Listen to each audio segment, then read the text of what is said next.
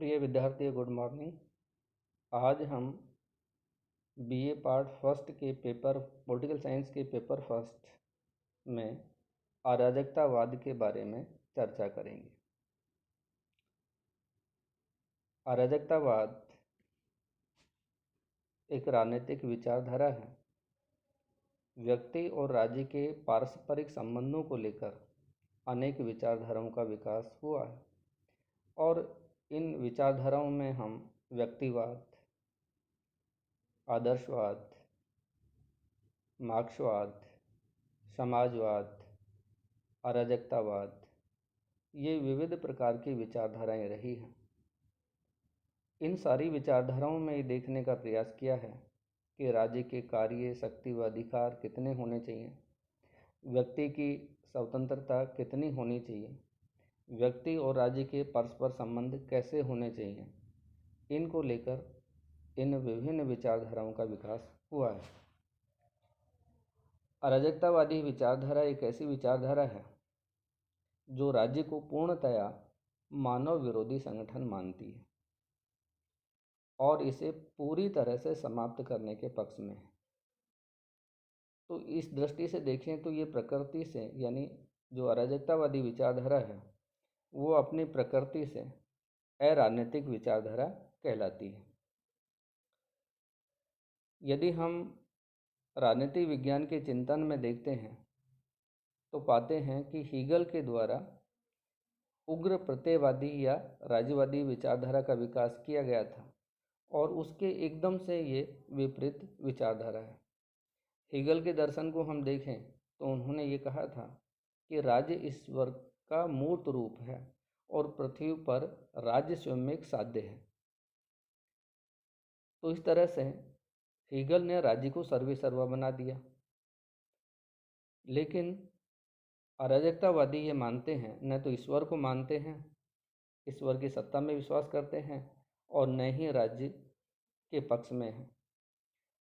तो इस तरह से देखें तो ये पूरी तरह से हीगल की जो विचारधारा है उसके एकदम विपरीत विचारधारा है और ये उग्र व्यक्तिवाद की समर्थक विचारधारा हम मान सकते हैं, क्योंकि उग्र व्यक्तिवाद में व्यक्ति को सर्वोच्च महत्व दिया गया था, उसकी स्वतंत्रता का सबसे महत्वपूर्ण माना था और ये मानकर चला जाता है कि स्वतंत्रता व्यक्ति की मूल प्रकृति है, मतलब मूल प्रवृत्ति है और ये जन्मजात है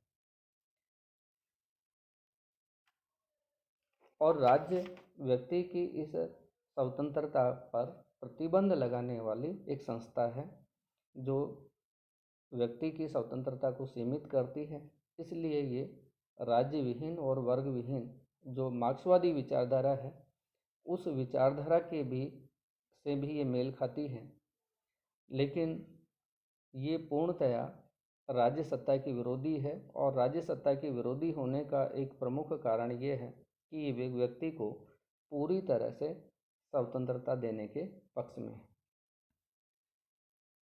यदि हम अराजकतावाद के अर्थ को देखें तो पाते हैं कि अंग्रेजी में इसे एनार्किज्म कहा जाता है और जो अनार्किज्म है वह ग्रीक भाषा का शब्द एनार्किया से विकसित हुआ है और उस शब्द का अर्थ होता है, ग्रीक भाषा में एनार्किया का अर्थ होता है नो रूल, अर्थात शासन रहित अवस्था।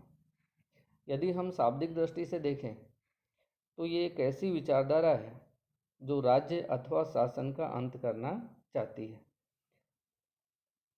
लेकिन यह इसका एक नकारात्मक अर्थ है, नकारात्मक भाव है।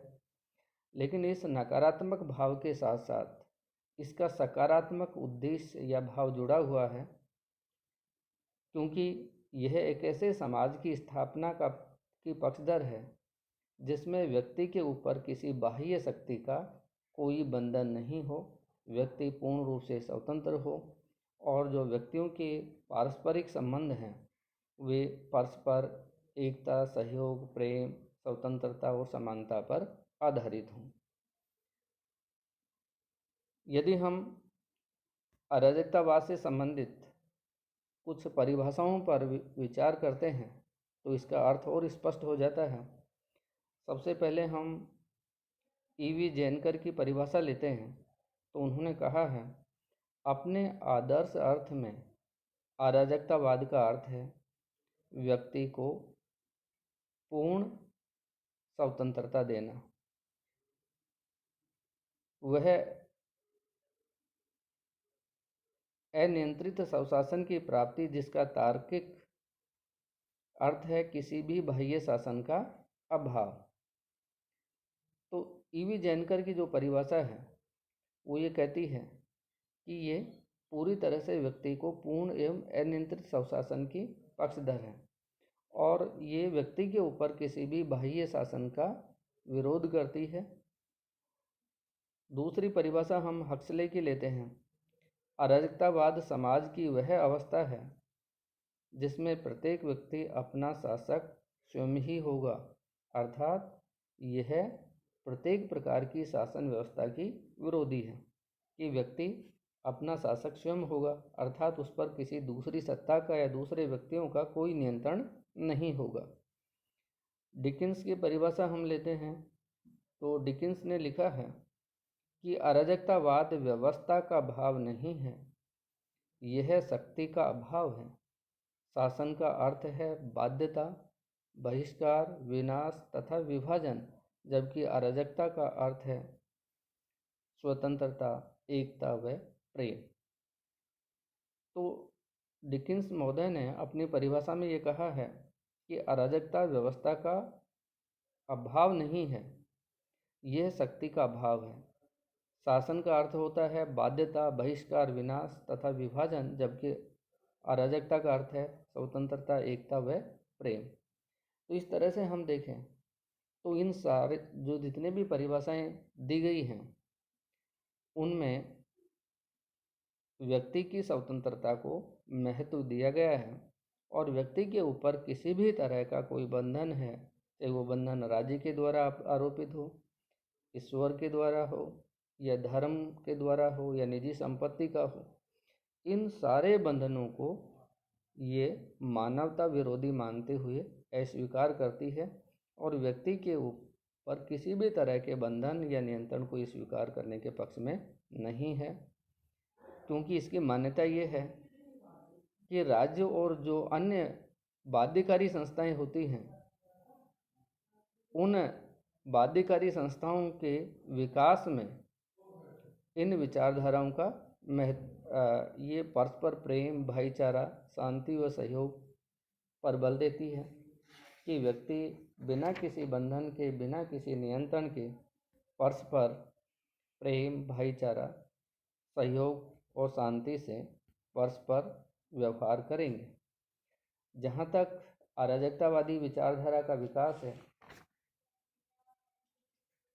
उसका विकास हम प्राचीन यूनान में देख सकते हैं।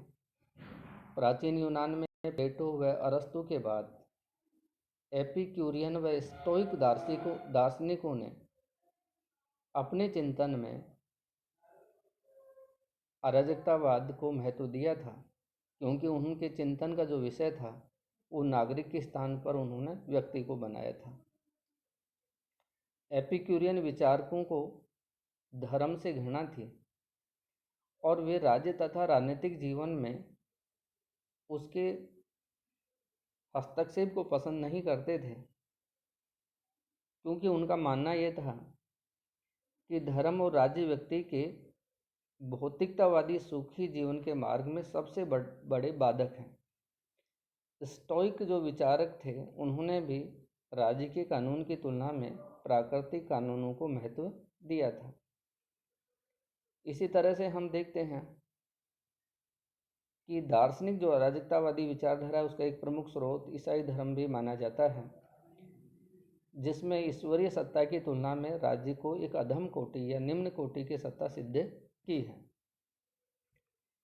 इसी तरह से आगे हम देखें तो लियो टोल्स्टॉय जैसे दार्शनिक भी अराजकतावादी की श्रेणी में आते हैं और वे भी ईसाई धर्म से प्रभावित थे, इसलिए उनको ईसाई अराजकतावादी भी कहा जाता है।